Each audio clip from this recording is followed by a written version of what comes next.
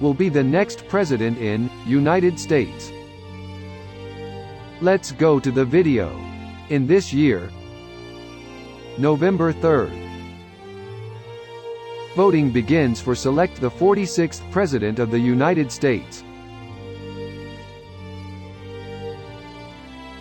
It will be the 59th quadrennial presidential election. Voters will select presidential electors who in turn will vote on December 14, 2020, to either elect a new president and vice president or re-elect the incumbents Donald Trump and Mike Pence respectively.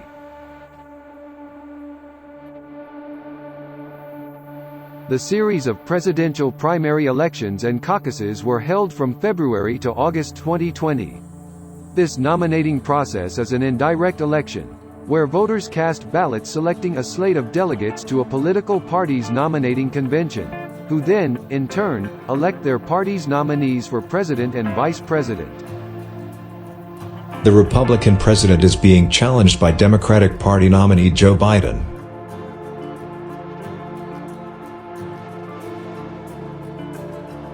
Who is best known as Barack Obama's vice president but has been in U.S. politics since the 1970s. As election day approaches, polling companies will be trying to gauge the mood of the nation by asking voters which candidate they prefer. We'll be keeping track of those polls here and trying to work out what they can and can't tell us about who will win the election. National polls are a good guide as to how popular a candidate is across the country as a whole, but they're not necessarily a good way to predict the result of the election. In 2016, for example, Hillary Clinton led in the polls and won nearly 3 million more votes than Donald Trump, but she still lost. That's because the US uses an electoral college system. So winning the most votes doesn't always win you the election. With that caveat aside, Joe Biden of Donald Trump in national polls for most of the year. He has hovered around 50% in recent weeks and has had a 10-point lead on occasions. By contrast, in 2016 the polls were far less clear and just a couple of percentage points separated Mr. Trump and his then rival Hillary Clinton at several points as election day neared.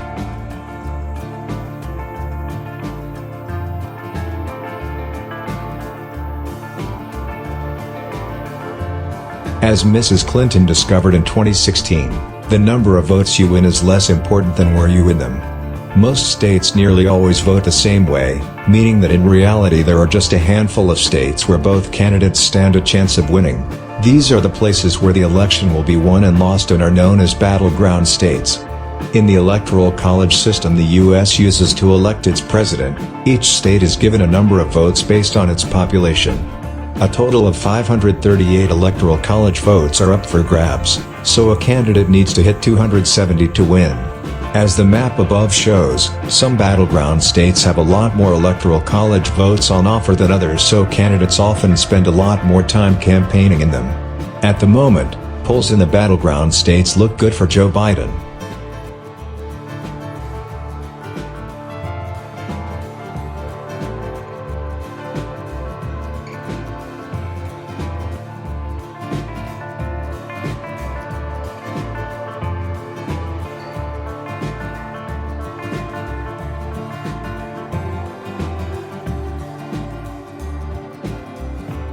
But there's a long way to go and things can change very quickly, especially when Donald Trump's involved.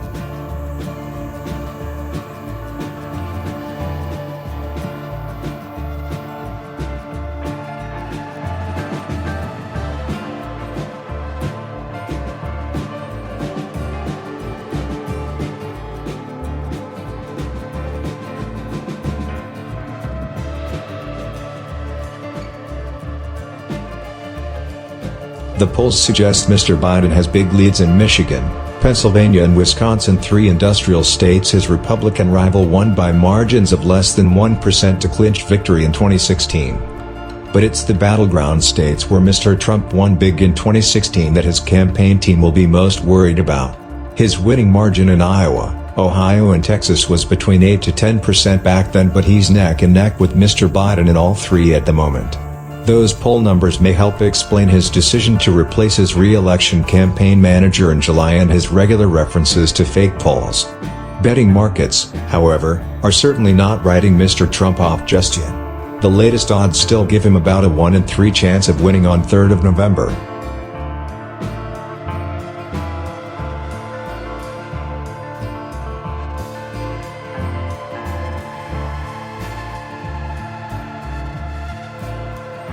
The coronavirus pandemic has dominated headlines in the U.S. since the start of the year, and the response to President Trump's actions has been split predictably along party lines.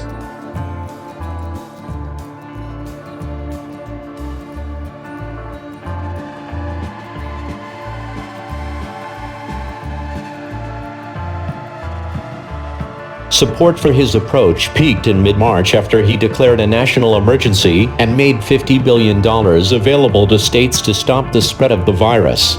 At this point, 55% of Americans approved of his actions, according to data from Ipsos, a leading polling company.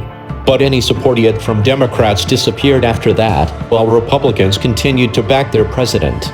The most recent data, however, suggests even his own supporters have begun to question his response as states in the South and the West of the country have dealt with renewed outbreaks of the virus. Republican support had fallen to 78% by early July.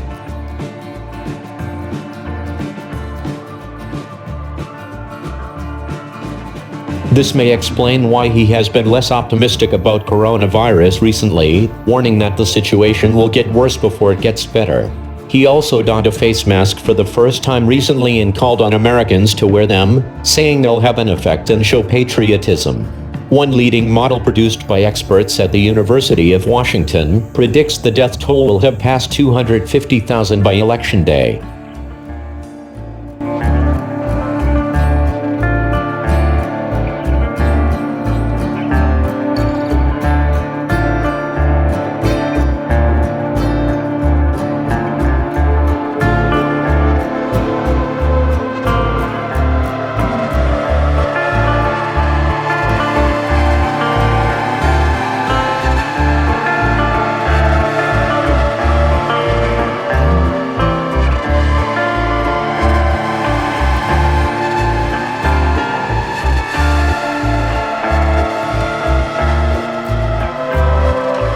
It's easy to dismiss the polls by saying they got it wrong in 2016, and President Trump frequently does exactly that. But it's not entirely true. Most national polls did have Hillary Clinton ahead by a few percentage points, but that doesn't mean they were wrong, since she won 3 million more votes than her rival.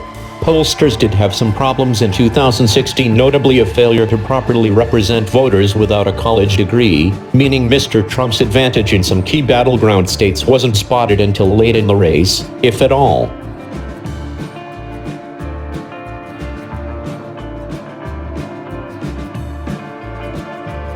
Most polling companies have corrected this now. But this year there's even more uncertainty than normal due to the coronavirus pandemic and the effects it's having on both the economy and how people will vote in November, so all polls should be read with some skepticism, especially this far out from Election Day.